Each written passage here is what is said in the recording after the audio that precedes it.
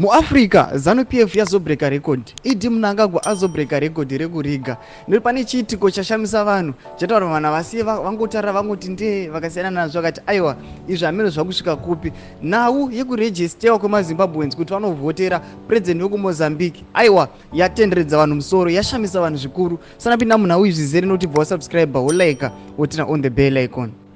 Nekuti tichipinda aiwa kuMozambique tinoona kuti aiwa vanhu veopposition vekuMozambique vakapinda munyika yeZimbabwe vakataura mashoko vachiti tinoona kuti mutauriri weremano inova bato guru rinopikisa kuMozambique Gloria Salvador anoti ari kuziva nezvekubirirwa kwemavhoti uye ari muZimbabwe kuferefeta nyaya iyi uye ane pfungwa dzekuendesa bato reZANU-PF kumatare. Tikuona kuti aiwa mutauriri weopposition yekuMozambique arimwe munyika yeZimbabwe kutaura kwatiri kuita kudai so achiinvestigata kuti zvii zviri kumboteka place muZimbabwe kuti maZimbabweans aiwa anonzi aende kunovhota kuMozambique. Vakataurirana semapresidents vakati aiwa ngavaende vanobetsera president wekuMozambique kuti akwanise kuatena vanhu vakawanda vamuvhotere.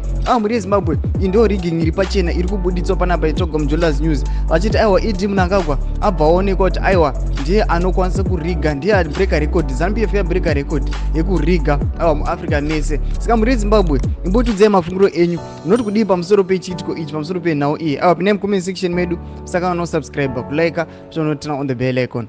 Tambochana mabditsa ndokupa pano paZim News Live.